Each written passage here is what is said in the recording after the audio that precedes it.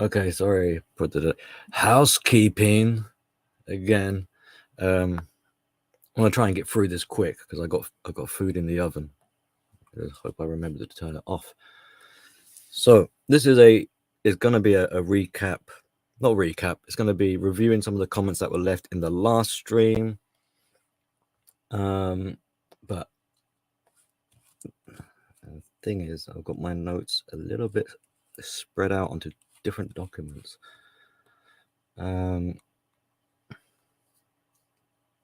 So if you need to escape, maybe you wandered in here by accident, now's probably a good time.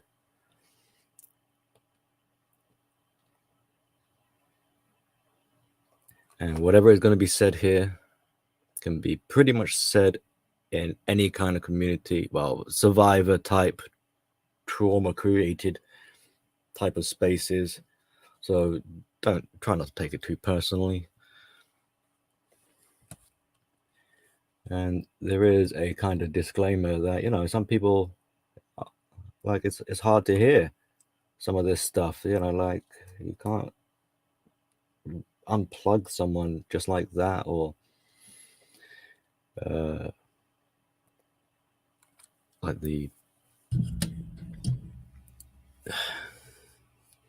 like people who are dependent, say, as an example, not saying you are or whoever is, but you know, if you just understand the theoretical part, someone who's dependent, who has a fantasy, you know, and when I say fantasy, I don't mean completely like gaga bonkers, but I mean just this, you know, maybe a romanticized, sort of idolized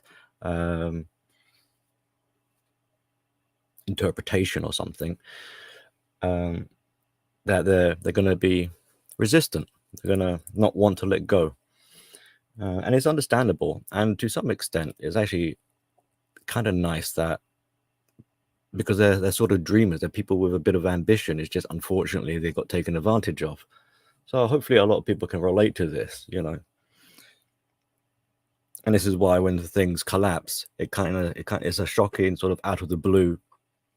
You don't really see it coming, even though there's red flags there. That's because of that sort of wishful thinking. So don't feel bad or ashamed or something like that. I'm not having to go at anyone for having, you know, dreams and stuff, you know. Like, I've been there, you know. You could argue, well, a lot of this is going to be talking about, like, are we still in a state like that? You know, we've just switched out one narrative for another, one fantasy for another. So obviously it's going to be a bit nerve-wracking, because you know, you're hoping that this is the truth. This is as best to reality as it gets. So this isn't anything bizarre.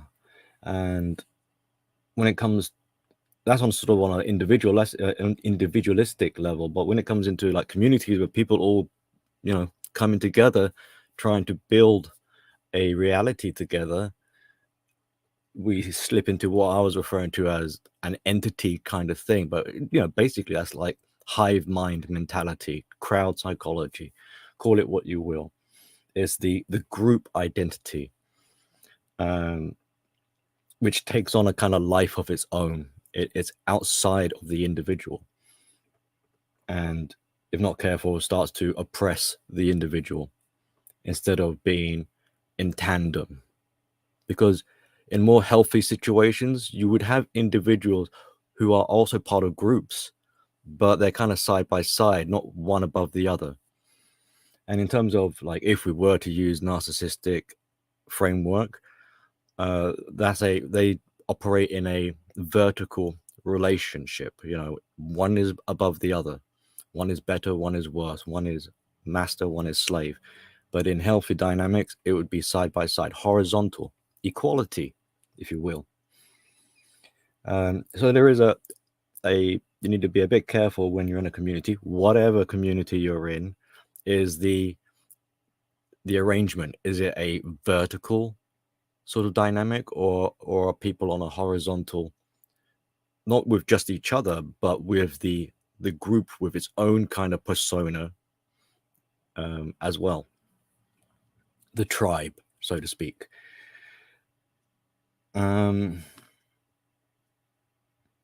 But when there is an arrangement of the hive mind entity, blah blah blah, whatever you want to call it, that is above the person, the individual, suppressing them down, then it can't really help, because this entity is formed by ego, and ego has a tough time of hiding its intentions. So it accidentally, and pretty much in all cases, you just need to be very astute at being able to spot it, but it reveals and confesses its true intention. It's kind of by design. And with this arrangement of vertical, you then wonder, well, where is the man in all of this? You know, and if he is gone away, if he's not there as his own in his own agency, then who is it that's left interacting?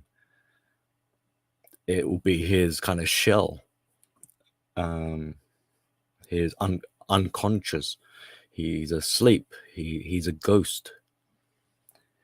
But in his sleep, this is like, you would look at maybe a blue pillar and be like, this blue pillar, he's an NPC. He's unaware. He's in his dream, in his sleep. But staying in that kind of state, that person is slowly dying. You know, if he stays there, if he doesn't wake up.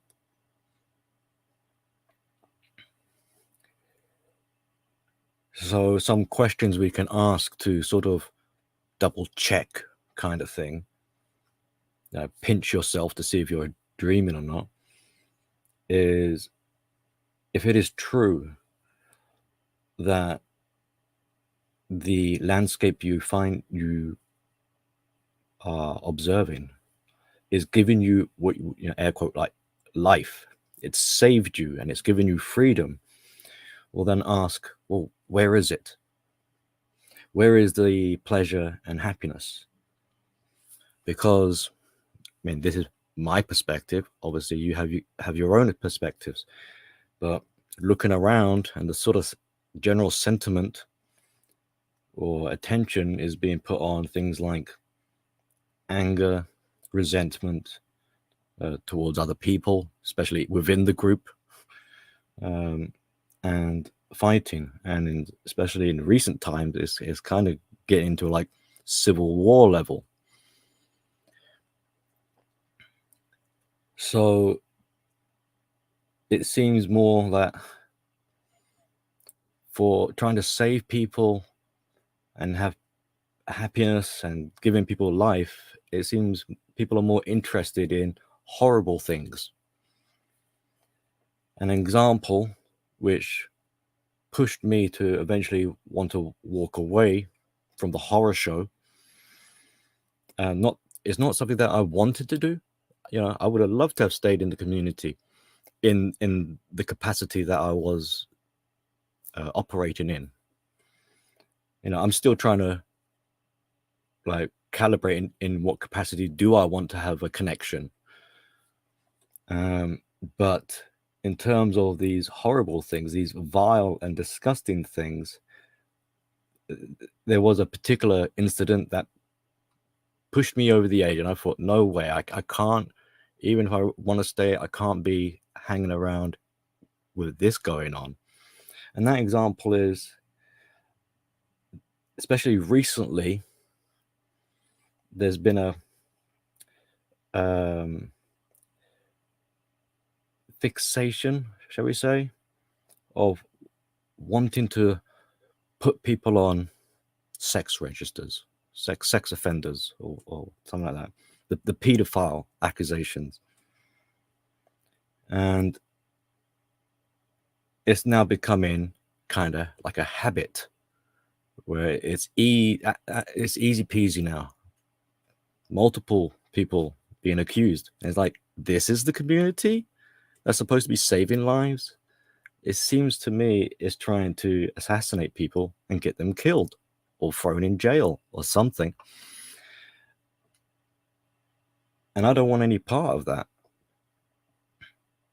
So the catalyst person, maybe it's someone else, but the one that's prominent was when there's a guy who's probably projecting. Yeah, it talks about how he had no control and now he doesn't see his own kid. So wouldn't it be something in this crazy world if it turned out he was the Tromo? If the monster was him all along. I mean, there's no mention of the perpetrator ever getting caught. Or maybe he did, and he's now driving along all smug with himself whilst accusing other people. I mean, trace where the war originated from. Now, maybe I'm wrong, but maybe then he'll understand how it feels to have accusations thrown or speculations or something. But regardless, like, really, I shouldn't really care anymore, because he's you guys' problem now in the community to deal with, not mine. So you deal with him. I'm just saying it wouldn't surprise me, and the writing is kind of on the wall. So that sort of thing ruins any chance of a community.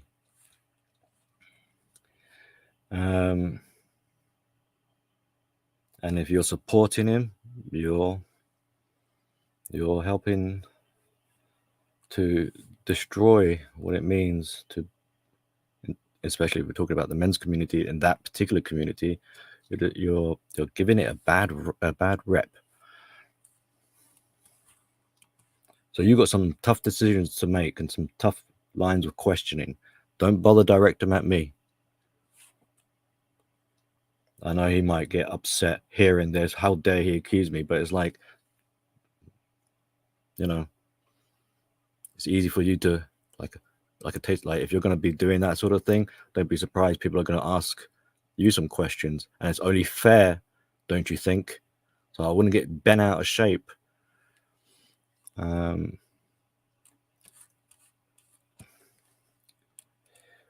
So going back to the topic that we're going to do, reviewing the comments.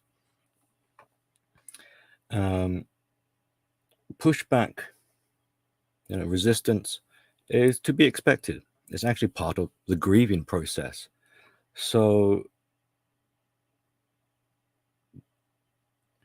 and with that, when people kind of lash out, I'm not saying people in the comments were lashing out, but I mean, they're trying to counter argue or rationalize, justify, or I notice affirmations.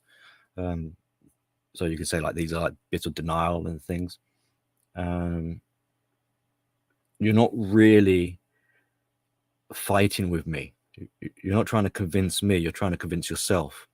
You're hoping that maybe I'll sort of bend the knee and be like, oh yeah, you're right, and then your safety net of fantasy is preserved.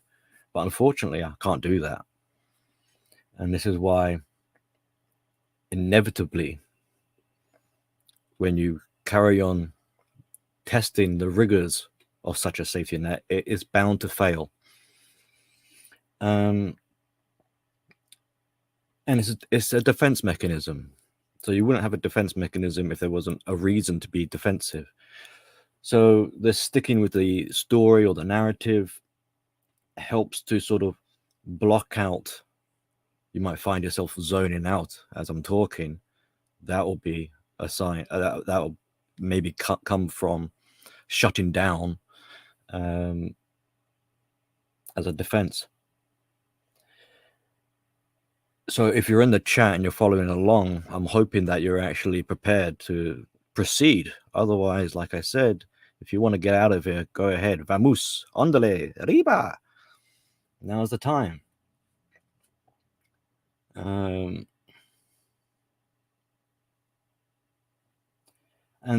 these lines of questioning, these counter arguments, aren't anything I wasn't prepared to hear, because I've had to go through that, that sort of internal struggle. So before I put these ideas to you, from my point of view, I was the first person to ask myself before I started unpacking it all. And even if maybe you catch me out and I haven't got a proper explanation, defeating me doesn't automatically prove that you're right. You're just defeating yourself. It's kind of like it's like maybe I'm opening a door and you're deciding to close the door. Well, now you don't have a door, like an exit. So I'm not here to fight people, but and it's up to you if you want to disregard it and be like, Billy's lost his mind and he's crazy. It's fine. So this is what people are probably experiencing currently, is this internal conflict, which is being externalized in an attempt to sort of barter for security. And you will note that you are reliant on trying to convince me, where I am not reliant and do not really need to convince you. Makes no difference to me, but it makes all the world of a difference to you.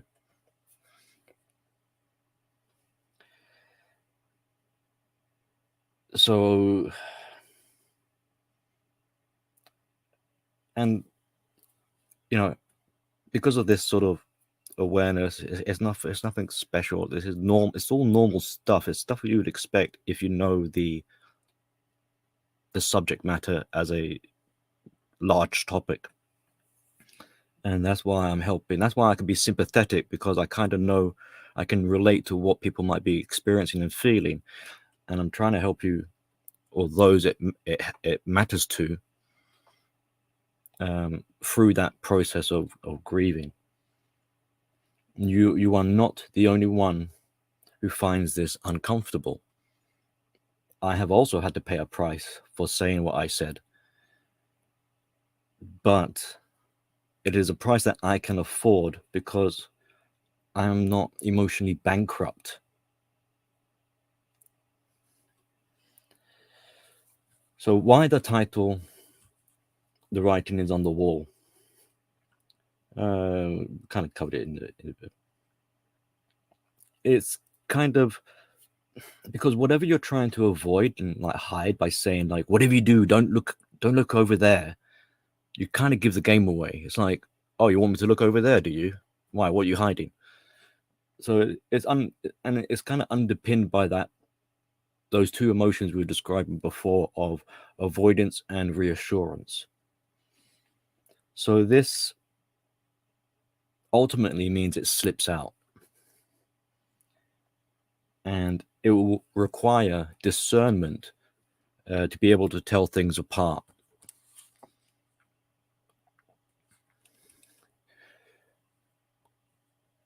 And a kind of analogy to this is sort of like I'm not saying that people are manipulators, but if you were looking at a manipulator, by definition, they must manipulate, correct? A thief must steal. So at some point, the objective is embedded in there. They have to make that power move or play the card or something like that if they're going to get what they want. So if your intention is to try and mask or hide something, the vulnerability and the insecurity, somewhere in there it's going to be, you can see it, the writing is on the wall.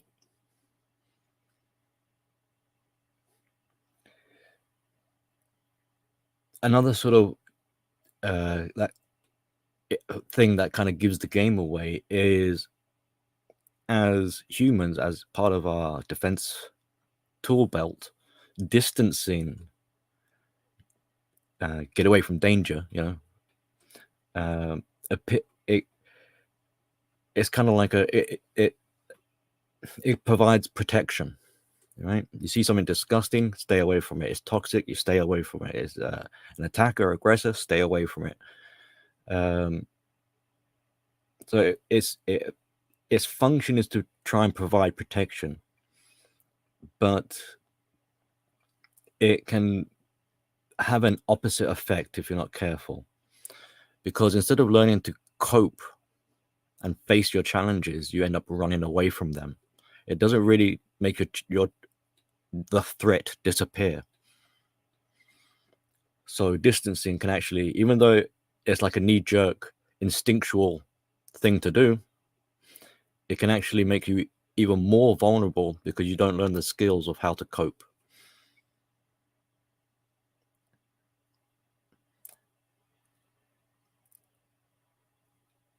And if you're someone who's experienced being scapegoated, made to feel like everything is always your fault and you are to blame and you're always in the wrong, you'll end up becoming someone who is very questioning, and with the self-doubt, you'll start to look at a lot of information. And unless you are aware that you are being scapegoated in such a way, you'll probably will feel like you don't deserve anything, it's all your fault. But then if you are to become more aware and realize the role you've been allocated, you can turn that around in such a way that you will, because if you're being blamed, the game is like, why are you being blamed? It's because someone else is at fault. So instead of blaming yourself and thinking, and instead of believing it's true, you'll realize that you are the mask being used by someone else. They're trying to use you to cover their insecurities, and mostly it'll be their shame. So someone who is a scapegoat, with time and skill and tuning it in, turning what they thought was it is abusive, they are being abused, but they can turn that around to becoming a unique kind of tool where they can learn to discern to much greater degree and listen behind the words that are being said. You could call it they become very good bullshit detectors. But then sometimes you might get someone who claims to be a scapegoat, so essentially a fake scapegoat, and they will result in making up misinterpretations and pretending to be the victim.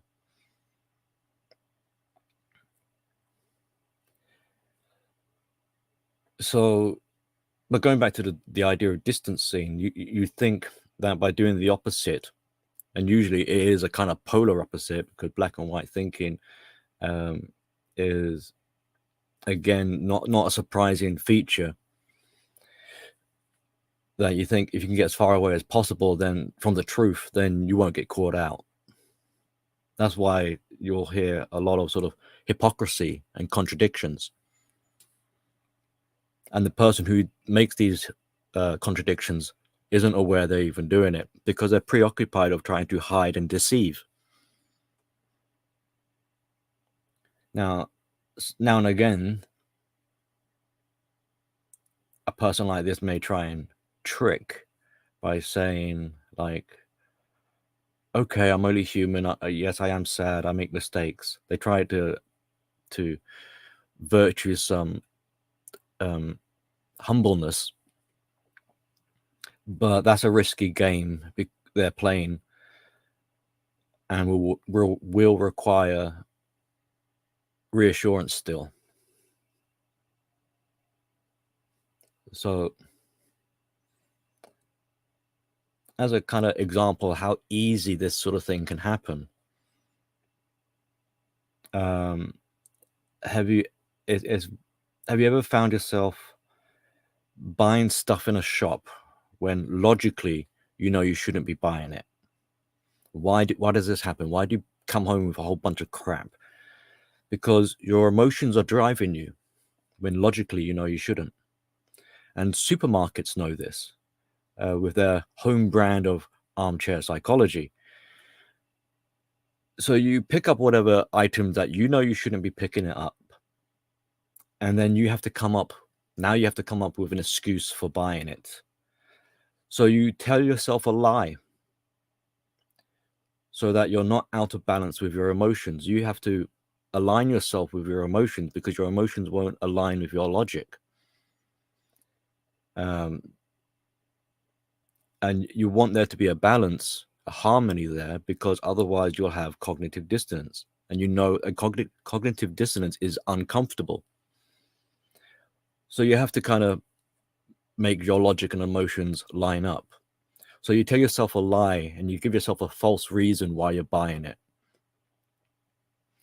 So that's basically what's going on there. Is your ego, where your emotions are coming from, is saying, gimme, gimme, gimme.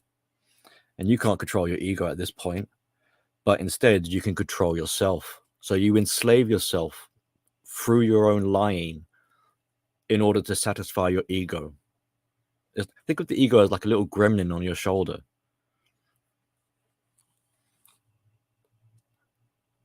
Okay, I know we're not really actually digging into the comments yet, but I thought that this stuff is still important to cover. So the next section I got is self versus the world. Contradictions that tell us all. So here's a kind of question to wonder about.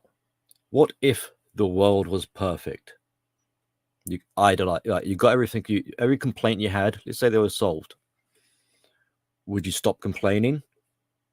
Or would you still have issues?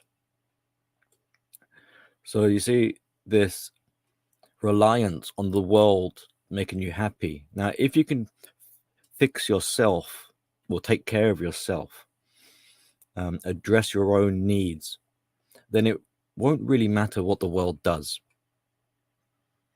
I mean, yeah, bad things happen, but bad things happen and people can still be all right with bad things happening. So that's like bits of like resilience. You don't need a perfect world. You need to have a good sense of self and fortitude to be able to cope regardless. And working on yourself, locus of control.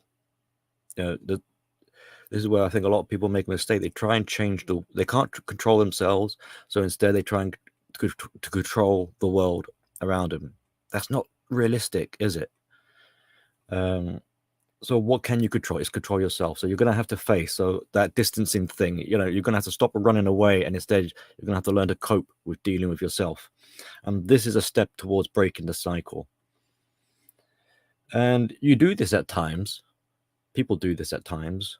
Like, for example, the face mask with the COVID thing. People refused. This is good. This is disobedience. Disobedience will stop tyranny. But at other times, you want there to be something to oppress you. And this is where we slip into a kind of slave victim mindset. Slave morality. So you say, no one can tell me what to do. I am the master. But you also say, I am helpless. So I am the slave. And this creates a split person. This creates someone who is inconsistent. This is why it's like contradictions. One minute you say you're the master, next minute you say you're the slave. And you don't notice it. You don't notice what you're doing. It's like saying, now, this bit, don't take offense. Like, I've got a little disclaimer here afterwards I'll cover. But it's like saying, I am a monk, I am a Sigma, I am an Alpha. I am stoic, I am staunch, I am, like, no one can push me around. But these women make my life hell. It's like, hang on.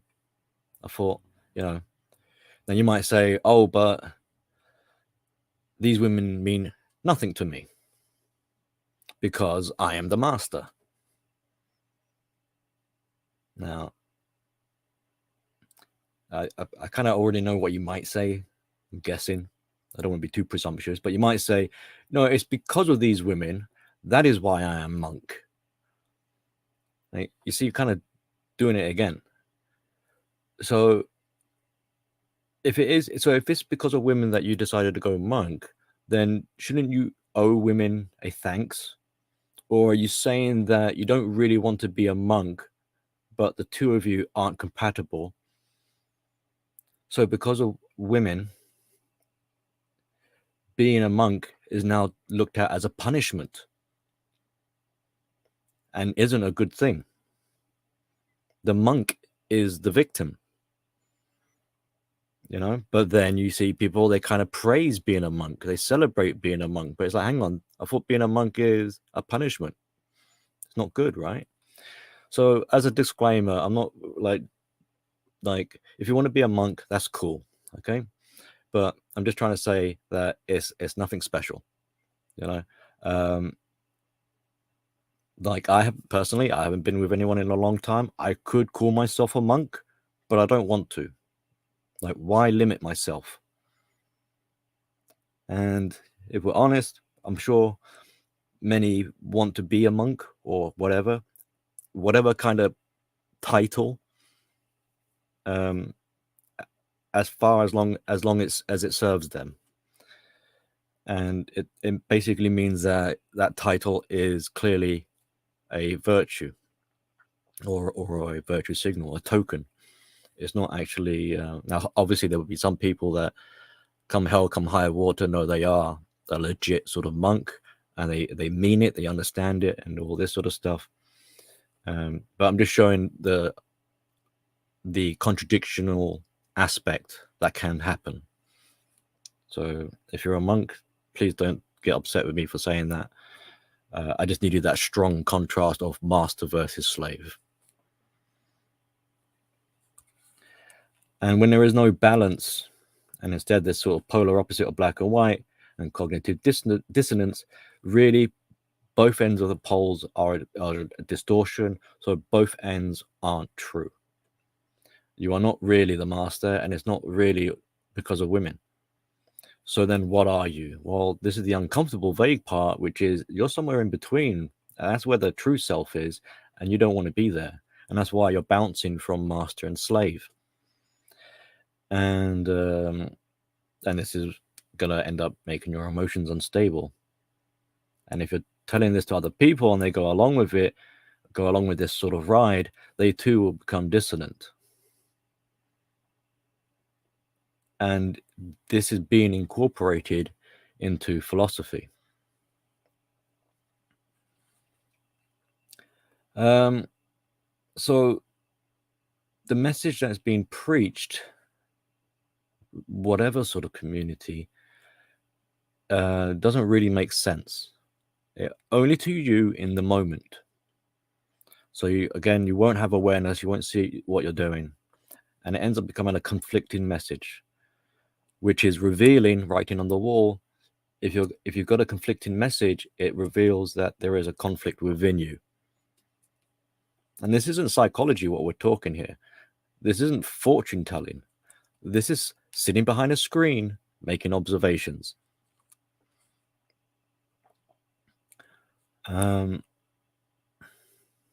This is perspective.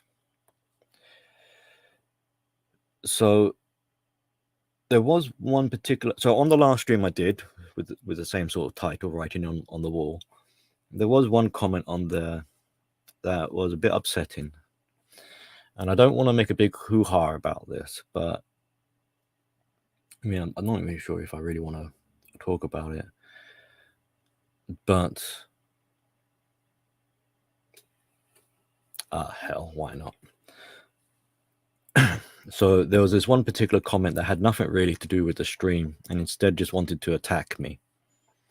And to that person who wrote that comment, I'll refer to them as chipmunk. Because I don't want to call people out. I'm not trying to shame. I'm actually really concerned. But this is the first time I'm actually talking about you, if you're listening, Chipmunk. Sorry, I know it's a bit of a funny name, but it's the first time I've ever spoken about you on the stream, and hopefully it's going to be the last time, I'm afraid. So that message he had left, sorry, I'm going to talk about you in third person now. So that message he had left has been deleted. Not by me, although he accused me of it.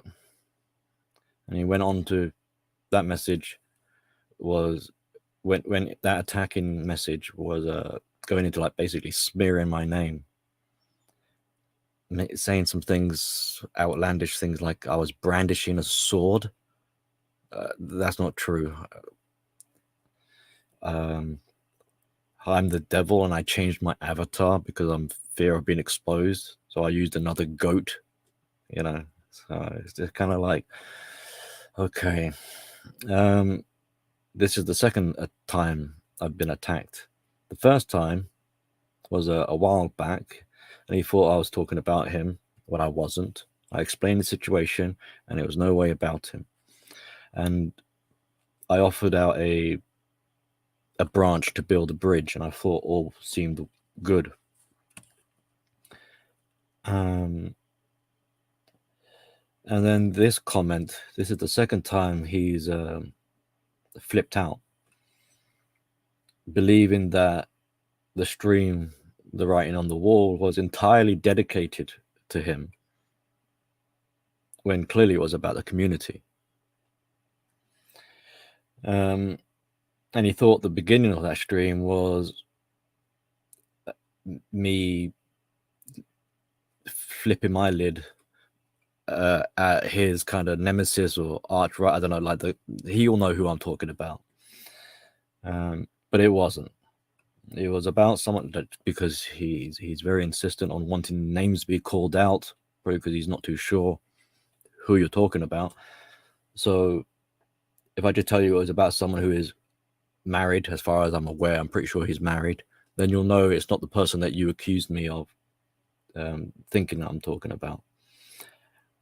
And that means I have to extend an apology to that third party, because they might be believing now that I was making remarks towards him when he or I was being mistaken.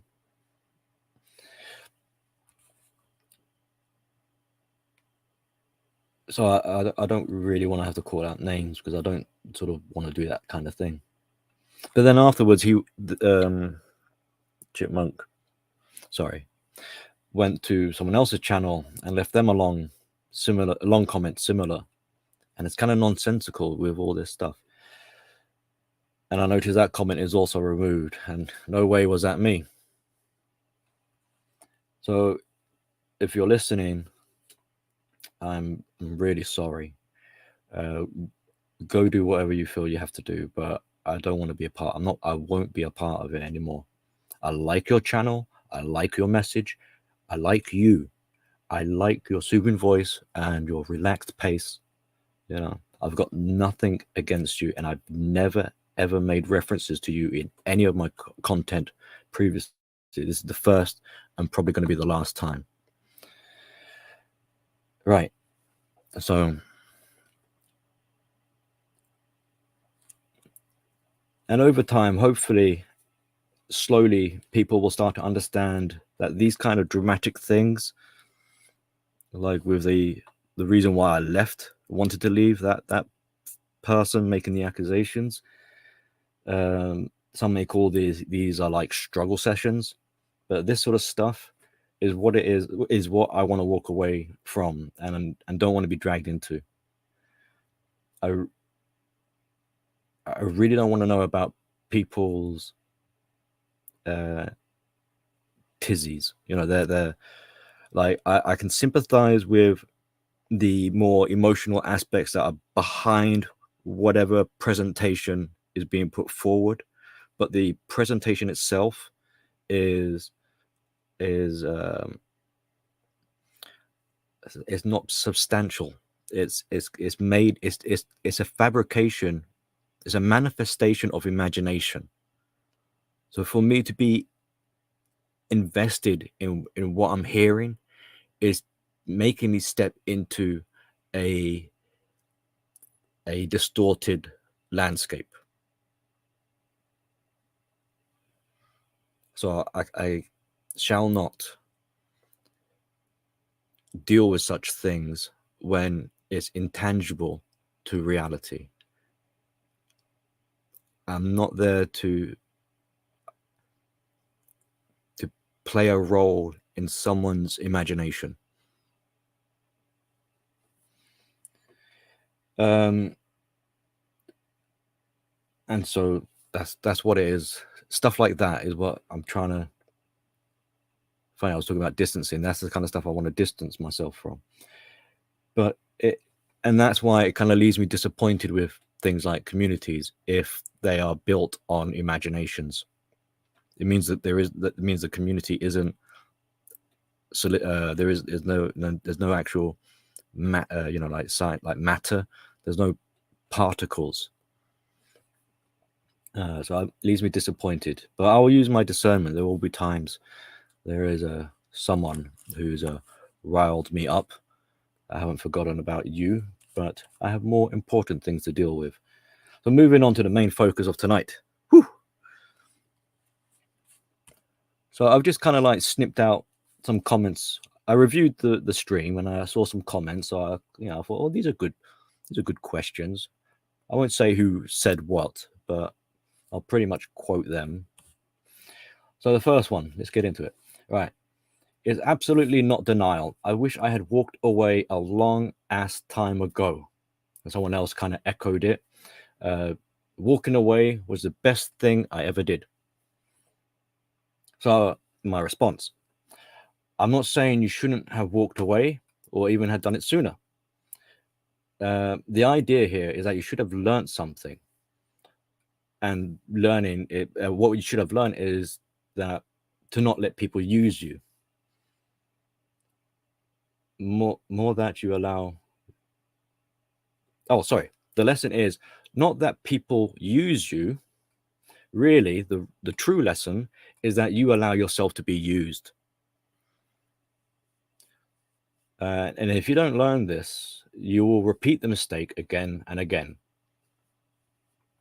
So you'll keep on walking away because to you, this is the solution. Whenever there's a problem, you walk away in distance. Now, it took me 3 significant relationships to sort of learn this. And I asked myself, am I being the Muppet? And I asked this a lot. And there's a part that wishes it was true because that would be easy. Then I can call myself a victim. Then I wouldn't have to be responsible. But when you start to realize that, actually, you've got to be more responsible and acknowledge that you are a Muppet here by allowing yourself to be used in such a way, then obviously that's going to take effort, but that's the way to really approach things. So that's why it's called inner work.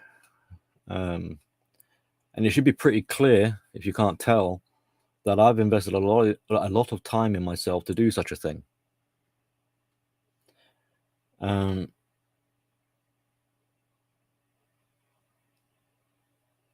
So if I am criticizing or I'm commenting on other people, because sometimes that will come up as a criticism. Hey, Billy, you like to look at other people. Have you looked at yourself? Well, I started with myself and I gave myself an even bigger bollocking than I'm giving any of you. And that's how I know. That's how I shit test myself, is by I question my own bullshit first.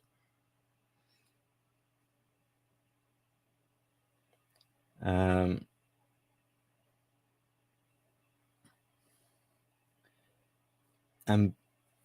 because I don't just let it's got to a point now where I don't just sleep at the wheel and let my ego do the talking for me. I verify. I ask my ego, how do you feel? And it communicates. There's a much better relationship there, and in that process, I can deduce that there is a sense of self. It is not. You are not the same. This is the same for everyone. You are not your ego. There is someone there. You just got to ask who's calling the shots. So when you can ask your ego for assistance, then you know that your sense of self is the one that's in charge. It won't always be the case. There will be times when things switch. I can give an example of logic versus emotions, and I describe it as captains of a ship. Logic is very good at navigating the ship, but it gets tired. It's draining. It's effort, hard work to use your logic. It needs a rest. Your emotions can run the ship for longer, but it's not the best of navigators. So you will need to be able to switch between your sense of self and your ego, because you can't. It takes both to captain the ship.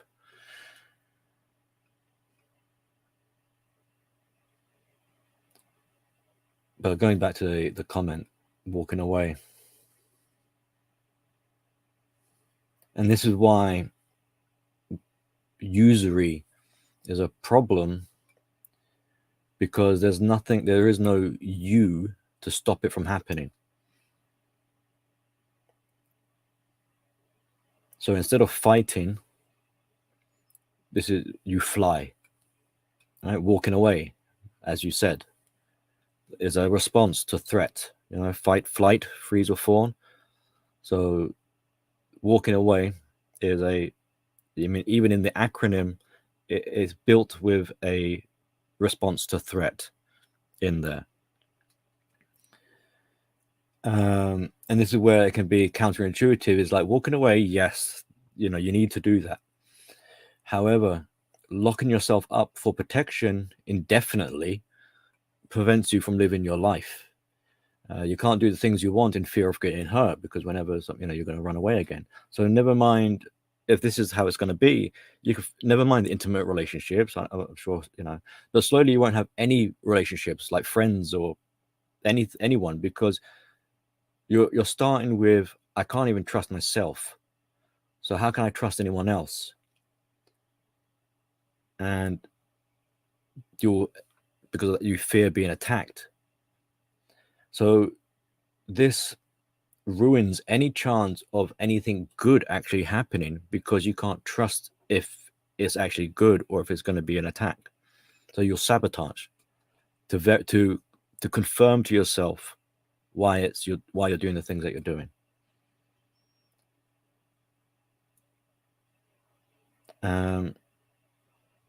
So I walk away ends up becoming, unfortunately, translates to, I cannot rely or trust or control myself. That's why I have to walk away. You see? Far better if you were more grounded and secure and stable, that anyone that's got a problem with you, they'll be the ones who walk away. Okay, so next comment. I did say I got food in the oven. It's going to be a late night eat. So someone else says, life does seem to be pointless. Okay, so nihilism. So life seems to be pointless. So you deny your emotions, and in turn, you deny meaning and value. All right, you might have heard morals, ethic, principles, values, and this sort of stuff. Well, if you want there to be values, you're going to need to have emotions. So the hard part really is not, because denying your emotions is easy. This is lazy. You're going to notice there's a lot of laziness that goes on, a lot of lazy decision making. So what's the hard thing going to be then? The hard thing is going to be being responsible for your emotions, acknowledging that you have them instead of trying to cut them out of your soul. So denying your emotions is not taking responsibility for them at all. It's lazy and it's avoidance. And this is when resentment starts to fester, because when people can't have something they want, there's a tendency to want to start to like shit on that thing, devalue it to make themselves feel better. And these are what you call sour grapes. So this is why you're probably saying that it's pointless so that you can feel better. I can't have a life, so I'll say that life is pointless, and I'll feel better for saying it. So what you're really trying to say is that you do actually want a meaningful life, you know. And if you're more honest, then you'll be able to fix these sort of problems.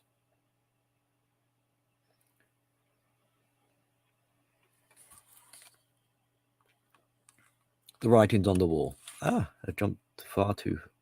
Uh-oh, we're on the next page. So when you say like, when I say like, you can't be, you know, you don't want to handle your emotions, that's also me saying in a way like I wish I could handle my emotions. So that's the area that needs working on. The solution and remedy is often hidden. Remember we were talking at the start about hiding the truth. The real issues are hidden in the kind of things that we say to cover it up. Okay, society is completely broken. Why would I want acceptance? All right, my response: you don't need acceptance from the entire world, but you do want acceptance from the community, right? That is a micro society. And without some external feedback, you wouldn't be able to calibrate yourself. So you might end up solipsism. Besides, you want to accept yourself and find it hard. So you say, why would I want the world to accept me? So you see how we say like little, we say little things in order to hide the pain. So it's not about the world accepting you. Really, this is, I wish I want to be able to accept myself. If we're a bit more, just say it's hard. I find it hard to accept myself. You know, instead of like, I'm going to blame the world. That's why the world doesn't want me. Then F them. The world shouldn't matter. Okay, next comment. Dude, what the hell are you talking about? Love is a lie, man. A chemical reaction in the brain that compels mammals to mate. I'm sure you've heard that one before. So do you love your kids if you've got kids? Is that just chemicals? Or are bonds, connections, memories, do they mean nothing? So no wonder people may say, like with the previous comment, that life is pointless. That is the point. Life is a journey. You know, what about your impact on other people's lives? Where is your legacy? For example, here is mine right now. I'm sharing it with you. Is what I'm giving you a chemical? Or could it be argued a form of love? So if there is such things as hate, and clearly there is, then by definition, there must be love. The hard part is being able to define what love means to you and to be able to see it and look for it instead of the hate. So no wonder you can't see love or think there is such a thing as love if you're consumed by the hate. And if there's such a thing as self-hate, then there must be, by definition, self-love. But why can't you administer the self-love? Probably because it's being blocked by the hate. Now, is hate a chemical? So we redefine and say like love. I mean, yes, there are arguments that say it's kind of like a half-truth. Yeah, it's probably more than just a chemical. But to sort of cut it off and be like, yeah, you know, and then turn around and be like, why is my life? It doesn't feel like there's any love in my life. It's because maybe you've defined love as toxic. So if anyone were to give you love, you find it uncomfortable and unsettling, you know. So that's a kind of a broader something that we might come back to at a later stage, because obviously love, there's like unconditional love and then there's conditional love, and there's that sort of area to go into. All right, here's another comment. Not true, there are glowies everywhere. Well, yes, there are, but paranoia turns this into hysteria. And with a lack of trust, everyone's in survival mode, it becomes amplified and distorted. There's also a level of self-importance if you're believing that they must be tracking your every move. Not saying records aren't being kept in this day and age of technology, but thinking there are people assigned to your case. I mean, think of the resources and manpower it would take to follow someone around, you know? But that gets me thinking, hang on, if members don't trust each other and they're always wanting receipts, they're making files and saving things, then you are your own glowies, you are your own CIA that you go on about. So this is a projection. People are talking about, oh, these people are glowies. I mean, I've been accused of being a glowy. You know, hand on heart, cross my fingers and whatever. Like, I'm not a glowy. I don't work for the government, you know. So this is projection. And it's kind of like a sad thing to be thinking, like, wow, what a life you have. If this is the case, if this is what you're doing, what, you know, no wonder you're going to say earlier on that I don't blame you for saying life is pointless. And no wonder you don't have a sense of security. Like, how do you even go outside without looking over your shoulder? This is saving lives. Okay, let's press on. So that means everything we do is predetermined by God. This stream, my uploads, even Billy's live here, and some other, like, you know, all this stuff, none of it is our will according to religion. So I don't know if this person who says this, if they're religious or they're not. But in any case, if we are to say that things are predetermined, then there's no responsibility in life, no decision making that needs to be done.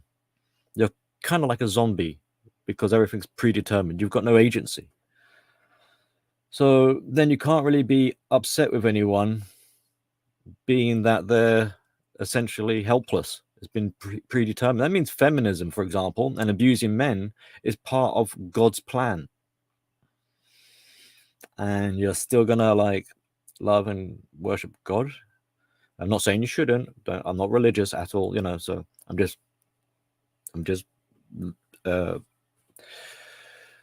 talking about this stuff, you know. So then what's the point of telling each other these things about philosophy? There's no really any need for communication or sharing ideas because everything's already been predetermined or preordained or something. Like, I don't even need to cook my own dinner. If destiny says that my dinner is going to be cooked somehow with magic, I suppose, the cosmos will cook my dinner. If it was meant to be, it was meant to be. So to say predetermined is basically emotional language.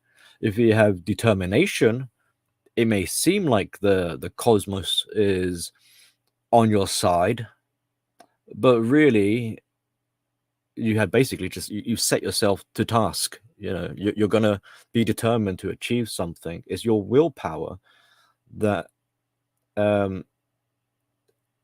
that's become a misconception, which basically means that you've always had it in you. You are always capable.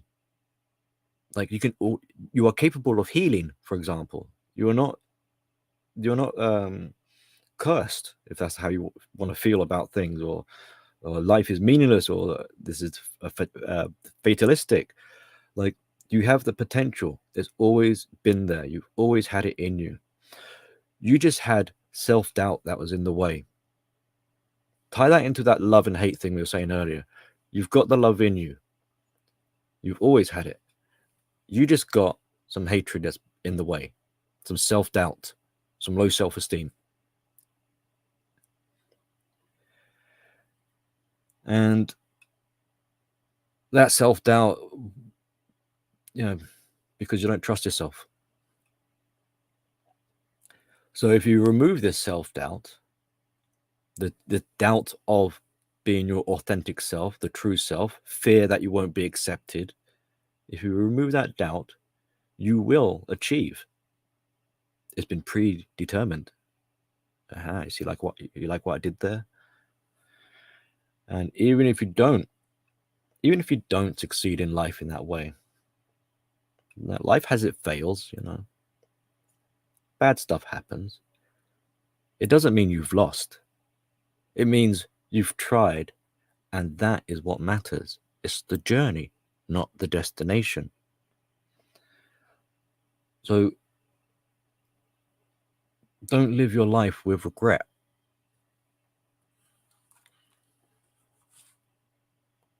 Someone was complaining I don't do enough positive stuff, so I hope you found that a little bit positive. All right, Billy, what are you talking about? Nobody here is a carbon copy. Each and every one of us are individuals.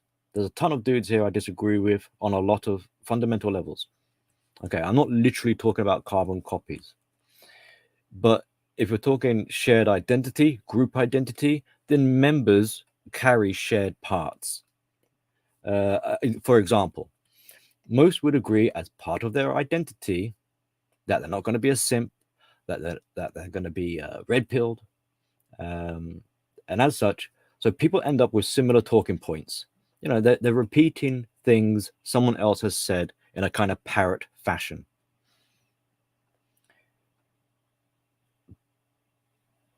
But someone needs to compromise. It's either going to be you or the entire group to bend. So someone's got to do some contortion here. Are you going to follow what I say, or am I going to follow what you say, kind of thing? Otherwise, there's no cohesion. Well, it's going to be hard for cohesion. So if the group says do this or do that, you will follow your orders or you will face the consequences. If you try it and find out, if you go get married, go have some unwanted children, and go be blue-pilled and see how the community like that.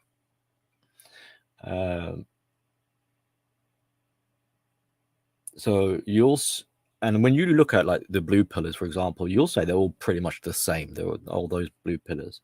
So it stands to reason then people outside of these particular communities would look at the said community in a similar sort of way. And why is this? It's because of group identity. So you end up becoming a stereotype, especially more so if you don't have individual identity that matters to you. That you showcase a bit more. So if you're saying things like life is pointless and there is no love, then you're also saying there is no real you and there's no individual. Because the individual is associated with the true self, but if it's locked away for protection, it's not accessible.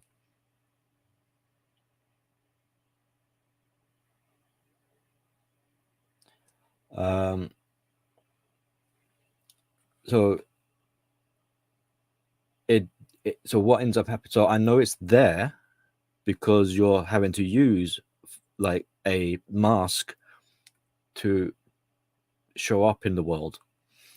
And like you don't have to necessarily put yourself totally naked on display, but life is balance, but showing up in the world with an inauthentic representative of who you are that is where I'm saying like a carbon copy, where it's like a hive mind. Now, sometimes you might see a glimpse of the real person, but if it's this kind of, it becomes a bit like hard to filter what's real and what's being a mask and a cope, because things are being a bit inauthentic. And the hive mind tries to prevent the true self from emerging, because this would ruin the hive, the entity, its own kind of persona. It would dissipate. So no, not literal carbon copies, but I think in a couple of, but I'll test it. We'll play a little game in a second. All right, next comment. It means that we have different viewpoints, belief systems, and opinions. We have those things because we are individual people. So yes, there are differences that help us to individuate, but let's say someone wants to get married and become a furry. Are they going to be accepted? They're told not to do that. They're to be more like us if you want to be part of the group. So you must deny parts of yourself so that the group can provide and be the source of your identity and give you that acceptance. All right, let's play a little game. I haven't looked at any of the comments, but I will for this game. So, next comment is, it's because ants are a literal hive mind. They have no value beyond their servitude. Right. Here's the question. And what do you value beyond your servitude? All right, everyone together now. So say the tenets with me. All right. I want you to type in the tenets. And 3, 2, 1, go. Type in the tenets. No one wants to type anymore. Come on, I'm not seeing any of you typing. Come on, what's the tenets? You know what I'm talking about. Peng is playing hard to get. No, is that the tenets? Come on, what are the tenets? No what? There's 3 nodes. No. Come on. All right. Well, okay. You know where it's going then. So yeah, you're on the ball here. So, okay. No cohabitation, no marriage, no kids, right? Yeah. We are the men, sort of thing. And and then you want to say that there are individuals and you're not carbon copies. You say it in unison. So that's the point I was going to make. You can see where the individualism suddenly goes out the window. We are the collective. All right. So next comment. What do you think is healthier, going MGTOW or staying in a society whose only goal is to use you to literal death? Right. Well, what I think better is you have some self-esteem, which grants you the resilience and boundaries of confidence. I get what you're trying to say with this, which is better. Is it better, so first, yes, get away from abuse, society or relationships or whatever the source of abuse is. And yes, go to a community to get some help. But it's get rid of this over-reliance. Because, and it doesn't mean you have to leave a community. It just means don't be so dependent on it. So the next comment is, you're missing the point. Gatekeeping is because they are trying to change the philosophy for their own benefit. So yes. So how effective was that gatekeeping then? Because they're already in, and now you want to close the doors. So how do you let in new members that are looking for help? If they must follow your rules, how are they going to be individuals? And in a way, when people are being resistant, challenge, that's kind of like a mental gatekeeping, not wanting to hear the things I'm saying because I'm trying to get rid of the illusion, and bring things into a more honest thing. So there's doubling down with gatekeeping is a lazy way of maintaining self-care.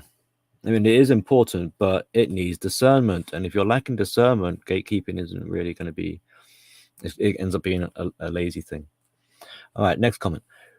Are we naive or gullible, or were we just lied to? Sorry, let me read that again. Are we naive and gullible, or were we just lied to our entire lives, their entire lives? So it's an interesting mix of pronouns. Maybe a bit of a confused, like 1 minute we, then they, there. Sorry, we and there. In any case, note the avoidance of responsibility in that statement. Is it naive and gullible, or were we just lied to in all our lives? Where's the self-responsibility here? Both. You were lied to, and you were naive and gullible. And if you were lied to, how do you know these things, these red pills, for example, aren't another lie? Why did you believe the lie the first time? Because you wanted to believe it was true. So you wanted to be lied to. You wanted to be lied to.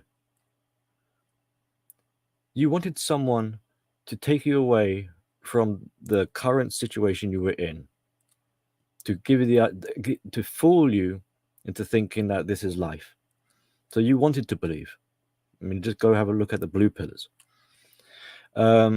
So in order for this to take place, you deliberately became naive and gullible, and you ignored any red flags. You decided to play dumb and use denial as your defense. So this removes your responsibility and permitted things to take place.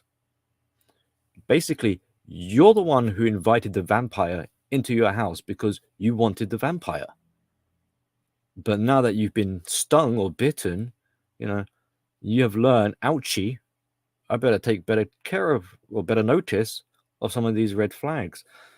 But that doesn't mean there aren't any more red flags. It doesn't mean everything's all cushy, I mean, do you really think saying like, oops, clumsy me and clumsy vampire is really going to be the excuse now? So you're just basically, fingers crossed, hoping that this time with the red pill, it's actually the truth. You basically want it to be correct because you fear so badly that you might be wrong again. Now, what if theoretically the community, structured as it is, the philosophy, the direction, these different aspects, theoretically, just do the exercise. What if it's wrong despite its good intentions? What would that mean? Because that's a serious question. What if we're wrong? What if Billy is right? Even partially right? Yeah. Are you going to be singing, oops, I did it again, like Britney Spears? Or you're going to try and attack me?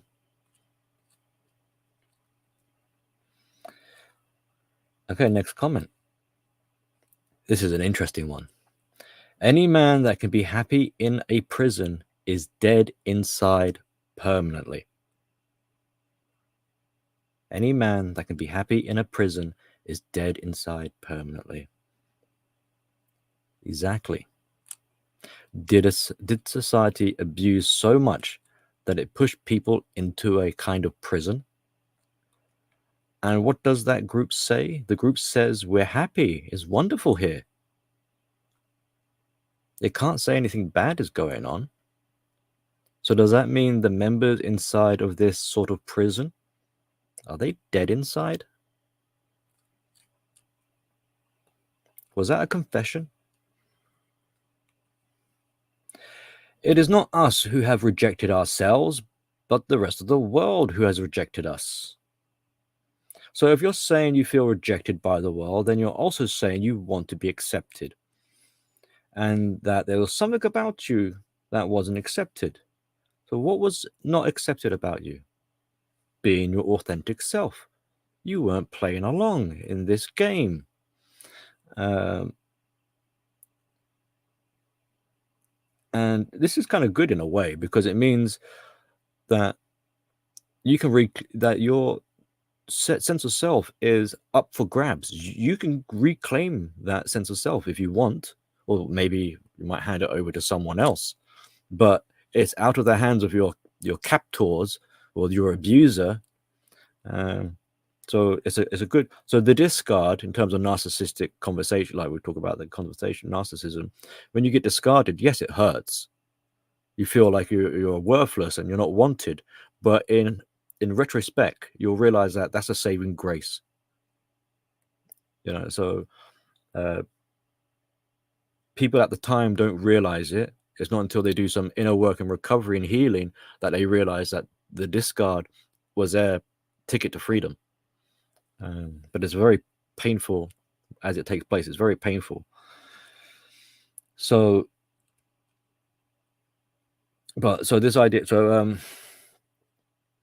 but if you believe you are not deserving of self-love because the world wouldn't accept you, unfortunately, you'll probably also reject it because no one gave it any value.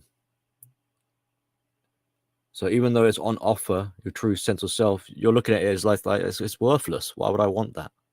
It was rejected by the world, so I reject it. And what you're left with is low self-esteem. And you might say, because might be a bit of a sensitive thing to say, you might say, "Oh, that's not me. I've got plenty of self-esteem." Okay, fine. Look at those around you. How much self-esteem do they have? Is it more than the pain that they're holding on to? If they are holding on to that pain, that tells you the pain has more value than self-esteem. And why would that pain have more value? Because it gives them meaning, where their self-esteem, tongue twister. Why would they hold on to that pain as more valuable? Because it gives meaning where their self-esteem does not. Right? You're identifying with pain and not your self-esteem. And in fact, interestingly, the lower the esteem, the better you feel about the pain, and the more you have a sense of meaning. If you have higher esteem, you'll feel less pain. However, you won't have any meaning. So it's a catch-22. Like with your valuation as it currently stands like this, you'd rather be in pain because it means more to you than having some self-esteem. And if higher amounts of self-esteem was being offered to you, you would reject it because the pain is more. You identify with the pain. I am my pain. All right, next comment. All right, that is not true. This community is a response to feminism. Well, and that is a trauma. Just the same as a survivor community is a response to narcissists or borderlines or something like that. There is no difference here. You have been abused. You were victims, kind of.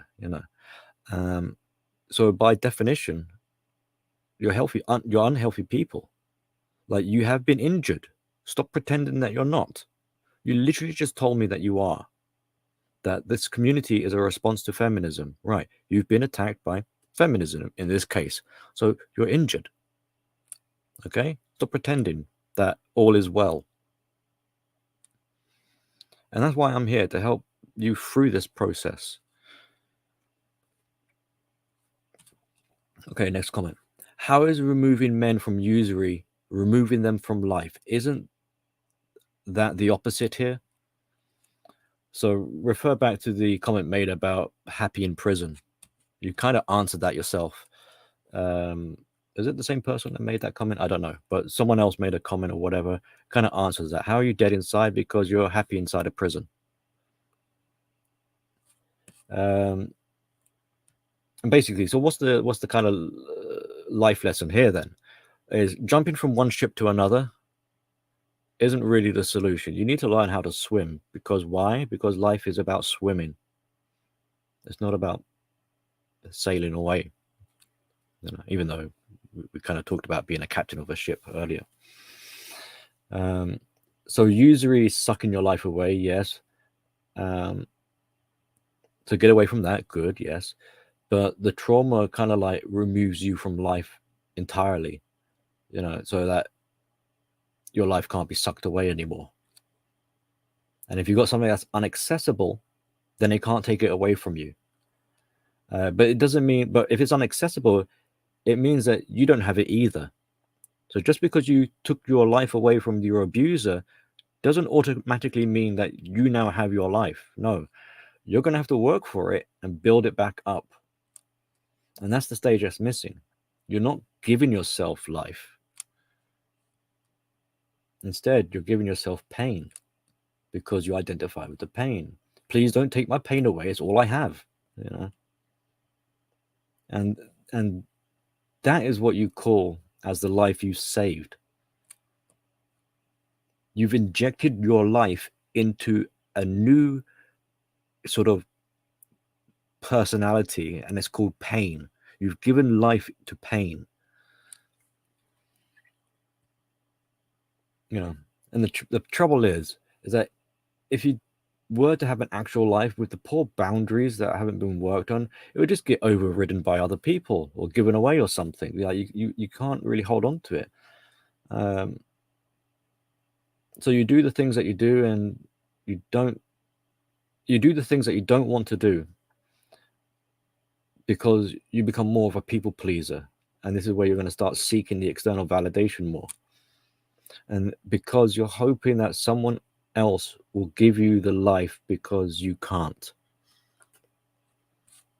Because instead of the usury sucking your life away, now your pain is sucking your life away. So you're looking to someone else. Please help fill me up with some life here. It's been taken from me. Okay, so MGTOW is a life-saving philosophy. Well, okay, response. Well, that's the idea, but it kind of replaces life if not careful. And yes, it can be life-saving for some, but this is going to be a slim, small minority. No, they'll understand. They just need a little assistance, and off they go. That's fantastic, great. But generally, then why is everyone stuck? It kind of depends on the degree of trauma, but the more severe, the more it locks people in a state of cryostasis, self-preservation. It freezes you, and part of that loop, which was explained in the stream itself.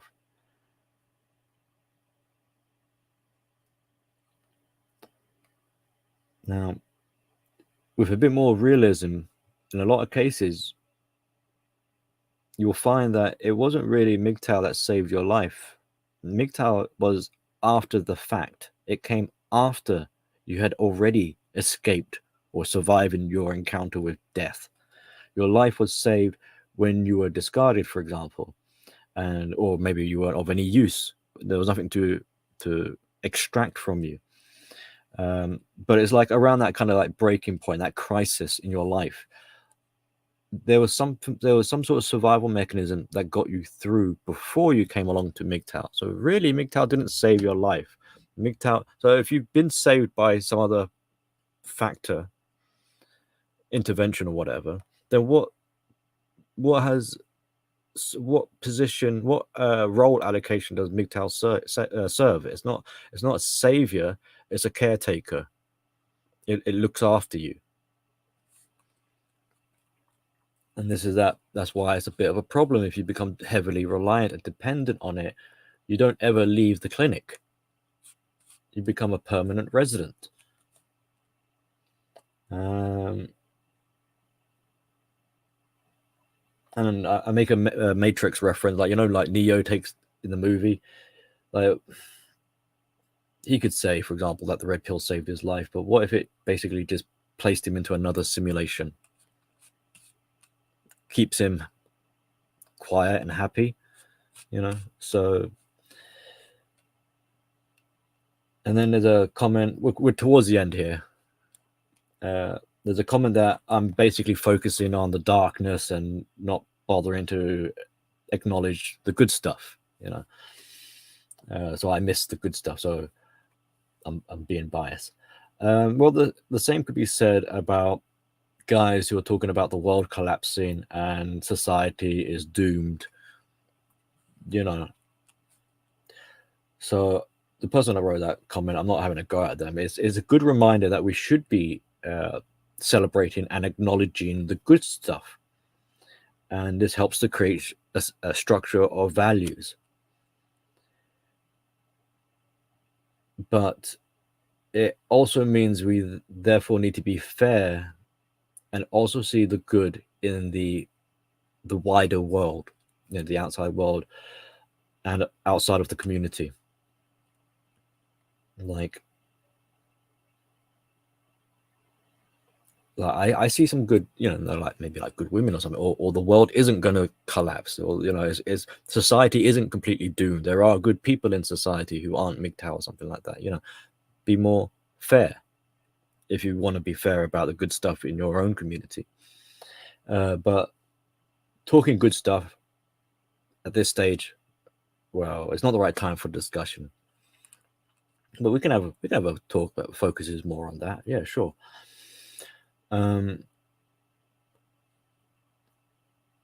But unfortunately, like, what, I can't remember the stat, but it's something like it takes 5, maybe even more, 5 positive things to counteract something that's negative. And that's why I was like, you got someone, that's why I was talking about the accusation of pedophilia. You've got something on that kind of level, you're going to need a lot of positivity to counteract that, you know.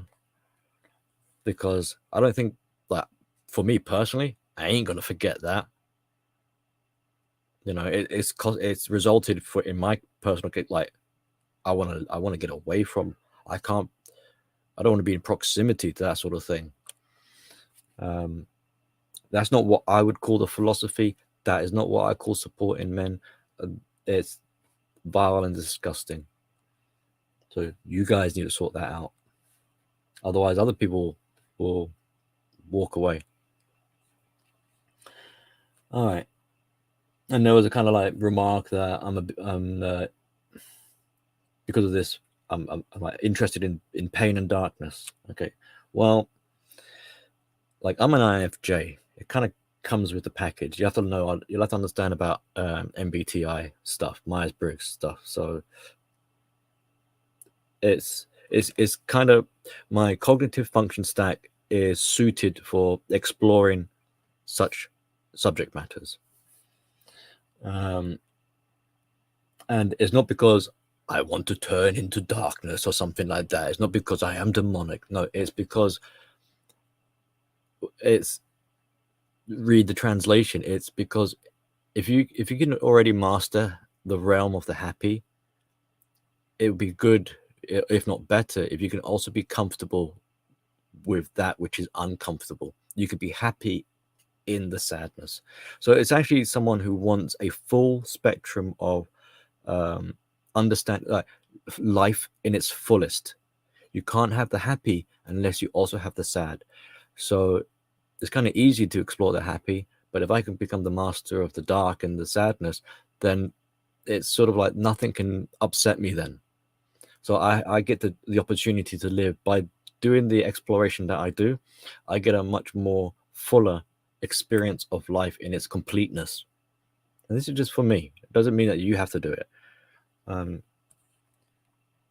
So that's why I'm intrigued with these kind of ballbuster type of topics. And when you have a better understanding of things like the dark, then you have a better understanding or idea of what matters and what really makes you happy. Because sometimes it's hard to know, like, I don't know what makes me happy. Okay, Well, what makes you sad then? And let's work this out. There's also a quick little point that someone who is always happy, maybe they don't even know why they're happy because they lack the gratitude. This isn't really healthy. Like, just because someone's happy doesn't mean they're healthy. They might be hedonistic as a result. Maybe they're bipolar, and like the mania, like bipolar mania, is actually damaging. So happiness can be damaging. And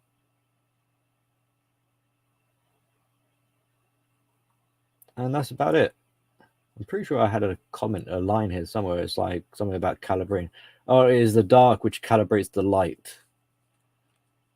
So it is basically balance. You need the dark. So was that fun for everyone? I'm sorry I didn't really do any shout-outs, or there's a lot to go through. Now people probably say, like, oh, you like to play mind games. Well, not as much as it seems a lot of you guys do. I'm gonna go have some food now. I don't know if it's still warm or not, but look, if you need some help to get through this kind of stuff, if you want to go further, you're pretty much going to need some coaching from someone. It doesn't have to be from me, but if you want, get in touch. Trying to do it solo is nigh on near impossible. Is that right? Yeah. Because you'll just repeat another sort of cycle. How many times have you so you need someone outside of you to help you. So if you want to book a session, get in touch. I hope this was useful. And okay, I'll answer this sort of question. Can a man be born MGTOW?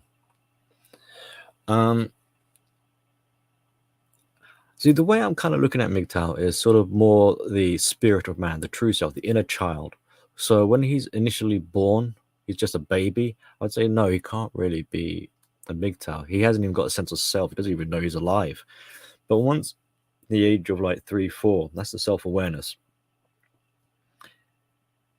See, the mistake in there's a fork in the road, right? You're gonna have to understand how is a narcissist made, for example. In a childhood, the child makes the decision: do I be my true self, or do I be a performer? And that performer, that's the false self, that's the inauthentic.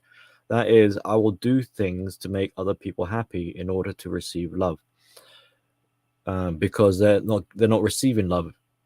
They're not receiving unconditional love. So a transaction. They're learning to be negotiators at the age of like 4 years old, and they twig. It's like, I need to be fake and a performer. I need to do tricks, in order to get some kind of love, and that's the split.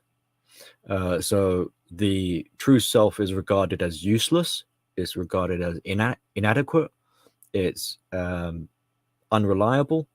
It can't be, and because it's unreliable, it can't be trusted. So a lot of shame is looked at the true self, and the false self is what grows and goes forward in life. So, and as a result, the true self kind of remains in a stasis form and doesn't really grow any further. And that helps to create more and more of a distance. So the narcissist tries to get as far away from their true self as possible. And I would say that the MGTOW is with that true self. So can someone be born as a MGTOW? Well, if their true self was accepted at childhood and they can go forward in life as their true self with some self-esteem, self-love, and things like this, their own identity, then I would argue that, yeah, they've got the spirit in them, sort of thing. Does that kind of answer it? Can someone But they might not recognize MGTOW. They'll just be like, well, I've always had integrity, you know, like I see myself. I have self-love. I don't have esteem problems. Like I'm a secure person, you know, because of that. Like the narcissist is very insecure. There's many ways you could describe the differences between true and false. You know, the true self is secure. That means they're going to be stable. That means they're going to be reliable, dependable. You know, the insecure, the false self is going to be the hard to handle. Will be the codependent, the pain in the ass, you know, and all this sort of stuff. They're the ones who will be running cowardly if there's a problem in life. They don't know how to cope and things like this. Whereas the true self, they'll encounter problems and they will face them. They will deal with them. They will be adaptable. They'll be able to grow and apply themselves, you know, like a man should. So yeah, I think that kind of answered your question. So I'm gonna go now. All right, thank you for being here. Thank you for going through that. Hope it helps. And yeah, take care. And adios.